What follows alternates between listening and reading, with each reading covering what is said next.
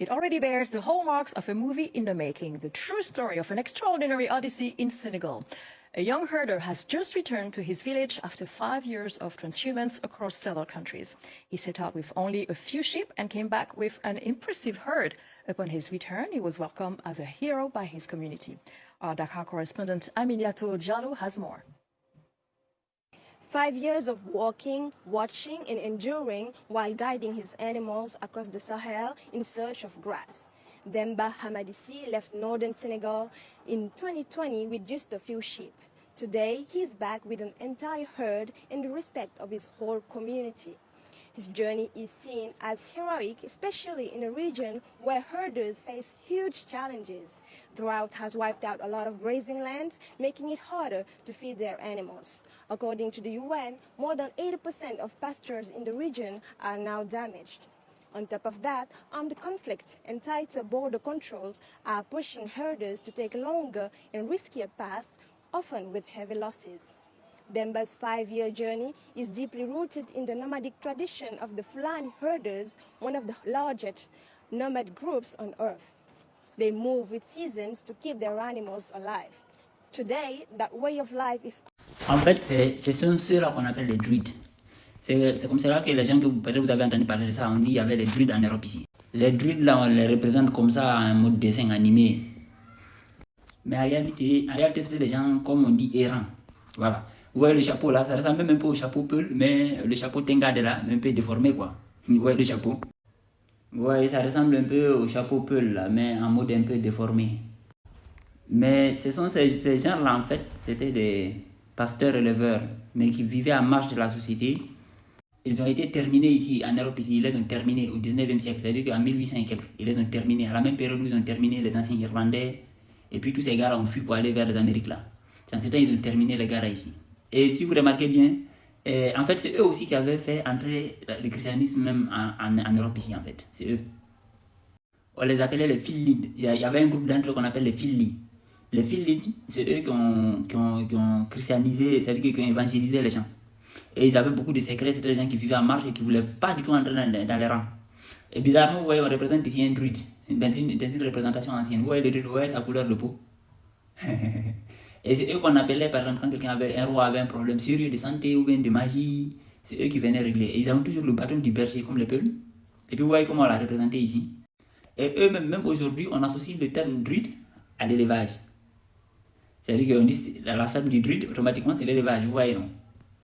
Vous voyez, ici, c'est en Bretagne, en France, on dit la chair de druide, parce qu'on disait qu'il y avait beaucoup de druides au nord de la France, là. En Bretagne, élevage. Ici, voilà, druide caché à Calvary, élevage. En fait, ce que ce monsieur a fait là, Demba Hammadi, déjà il a le nom Hammadi, qui est marrant. Hammadi, ça se réfère à Baal Hamma, Baal Amon, Baal Hamma. Et c'est ça qui a donné Mohammed. C'est Baal. Et vous voyez même le truc ici, il a un truc qui est comme un boomerang là. Ça, c'est le symbole de Baal, les deux cornes. Les deux cornes, c'est le symbole de Baal. Les deux cornes, comme le bélier, le taureau, vous voyez toujours les deux cornes là, qui poussent sur la tête là. C'est ça qui est là, c'est le symbole de Baal. Les gars, ils s'accaparent nos sciences, après, ils les salissent pour ne pas qu'on se questionne dessus. Ouais, non, aujourd'hui, on fait passer Baal pour un méchant. Alors que non, c'est comme le dieu Pan. Allez taper le dieu Pan qui a donné le panafricanisme là. C'est un dieu de pasteurs éleveurs. C'est-à-dire que, en fait, c'est pour ça que quand vous regardez ce qui se passe sur le peuple nomade, c'est-à-dire que c'est nous seuls aujourd'hui qu'on mange en public et il n'y a personne qui parle. Je ne sais pas si vous vous rendez compte de la gravité. Parce qu'en fait, c'est notre science que les gars ont accaparé. Et du coup, il ne faut surtout pas qu'on commence à se poser des questions dessus. Et ces divinités-là, c'est le même El, Baal, le premier de El. C'est le même que tous ces prophètes-là ont suivi. Et c'est ce Dieu-là qui a donné même les morts. Vous voyez, non? Et comme je l'ai dit, là, les Philly, c'est cette branche des druides-là qui avait vraiment évangélisé l'Irlande. Les Philly, en langue polaire, c'est-à-dire les gens qui rapportent. Et donc, le dieu Baal, là, le dieu El qui a donné le dieu Baal, c'est eux qui ont créé les... Ça, c'est pas des animaux, en fait. C'est des êtres créés pour vivre. Ils sont entre l'homme et puis les animaux. Les chiens, les chats, les bœufs. En fait, tous les trucs qu'on qualifie d'animaux, mais qu'on voit bien que dans leur comportement, ils ont quelque chose de plus. Ils ne sont pas des simples animaux. Vous voyez, non? On dit animaux domestiques. Les animaux qu'on dit domestiques là, en fait, c'est pas des animaux. Ça, c'est les dieux, les Anunnaki, les dieux El, An. C'est eux qui ont créé ça. C'est eux qui ont créé ça par modification génétique pour qu'ils vivent avec les pasteurs éleveurs. C'est eux qui ont créé aussi les céréales. C'est eux qui ont créé les légumes. C'est tout des zinzins, mais c'est Allah qui a fait ça. C'est le dieu An, les Anunnaki. Et même les écritures que vous voyez, hébraïques et autres là, ça descend des pasteurs éleveurs. Vous voyez comment l'évolution de l'écriture est partie jusqu'à l'écriture qu'on dit hébraïque là.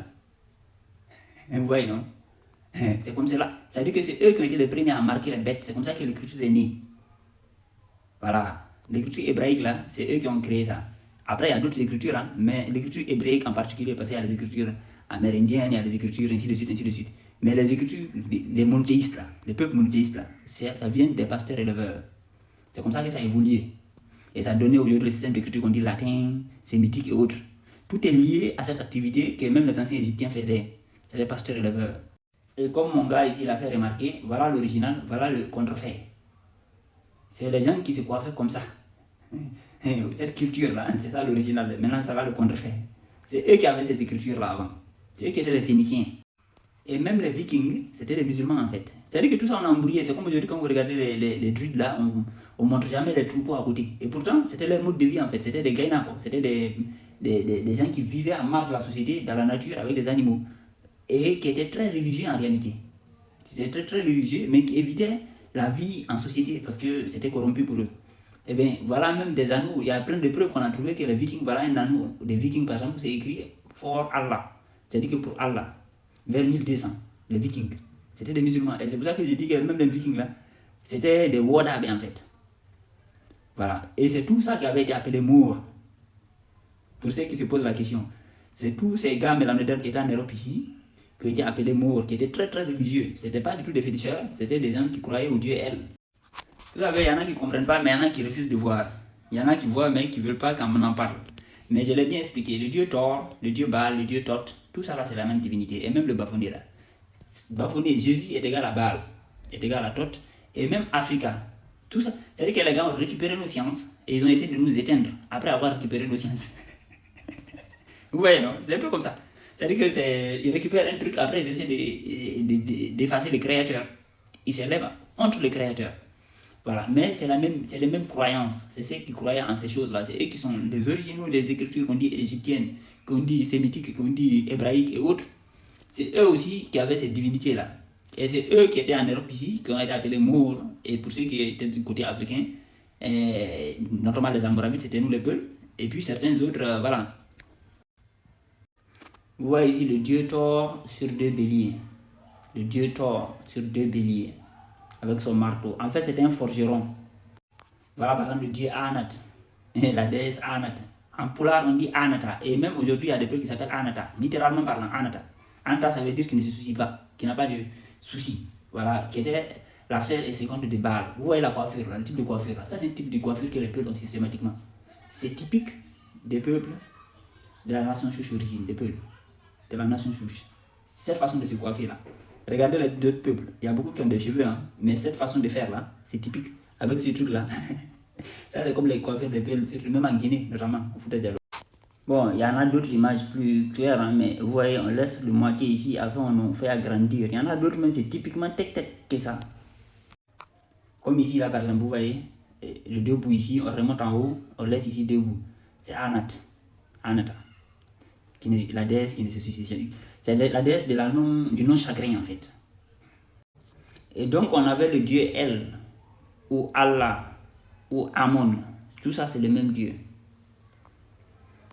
Et puis son premier-né qui est Baal, le dieu forgeron, qui est Jésus en fait. Le forgeron spirituel.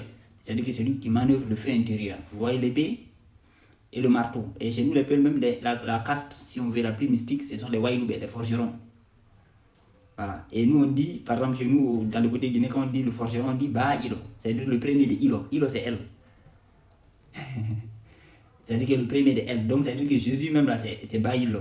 Ba-Ilo, c'est le premier de elle, le premier de Allah. Donc pour ceux qui ne savent pas ce qu'on appelle une druide, en fait c'est ça. Et bon, cette activité-là, c'est quasiment arrêté. Mais bon, il y en a qui le font, comme lui, voilà, heureusement. Mais c'est ça qu'on appelle le druidisme. C'est ça. C'est ça qu'on appelle les druides. Et c'est eux qui sont la signature même de l'ancienne Europe.